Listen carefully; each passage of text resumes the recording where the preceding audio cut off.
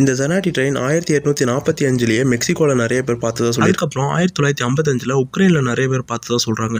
இந்த ஒரு news Europe countries முழுக்க பரவுது. மெக்சிகோவில் கரெக்டாக 104 பேர் அவர் ஹாஸ்பிட்டல் அட்மிட் ஆகி ட்ரீட்மெண்ட் பார்த்துருக்காங்க. ட்ரீட்மெண்ட் பார்த்த எல்லாருமே இங்கிலீஷும் இட்டாலியனும் மாற்றி பேசியிருக்காங்க. எல்லாரும் இருந்துட்டு இது ஒரு கோஸ்ட் ட்ரெயின் அப்படின்னு சொல்லிட்டு சொல்கிறாங்க. இன்னும் ஒரு சிலர் இருந்து சொல்கிறாங்கன்னா இது காலப்பயணம் பண்ணுற ஒரு ட்ரெயின் அப்படின்னு சொல்லிட்டு ஆளாளுக்கு ஒரு பேர் வைக்கிறாங்க. அந்த டைமில் Einstein time travel is possible அப்படின்னு சொல்லியிருந்தாரு. இது ஒரு பெரிய பேசுபொருளாகவே மாறிச்சு. ட்ரெயின் வரதுக்கு முன்னாடி ஒரு கருப்பு புகை ஒன்று வரும். அதுக்கப்புறம் அந்த ட்ரெயின் மாயமாக மறைஞ்சிரும் அப்படின்னு நிறைய பேர் பேச ஆரம்பிச்சாங்க.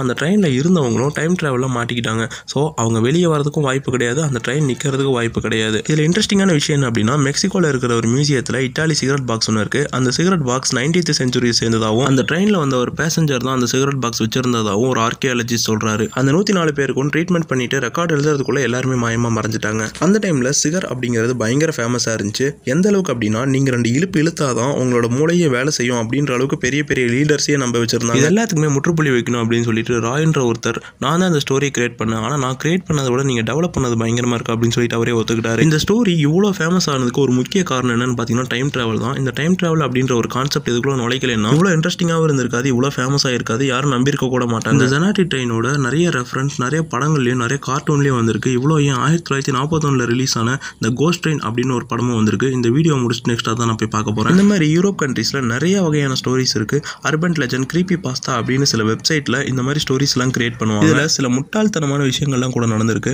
மோமோ, ப்ளூவேல் மாதிரி சில டாஸ்க் கொடுக்குற கேம்ஸ் எல்லாமே இந்த மாதிரி வெப்சைட்லேருந்து இன்ஸ்பயர் ஆகி கிரியேட் பண்ண கேம்ஸ் தான். அவங்க கொடுக்குற டாஸ்க்கை ஒன்றா முடிக்க உங்களை மென்டலாக ஸ்ட்ரெஸ் டிசார்டருக்கு கொண்டு போயிடுவாங்க. ஒரு கட்டத்துக்கு மேலே உங்களை தற்கொலை பண்ணுறதுக்கே தோணுவாங்க. 2019, 20, 21 காலகட்டத்தில் இதை பற்றி ஒரு கேஸ் ஸ்டடியை எடுத்தாங்க. உலகம் முழுக்க இந்த டாஸ்கிங் கேம் விளையாண்டு 170 பேர் பக்கம் இறந்துருக்கிறதா சொல்கிறாங்க.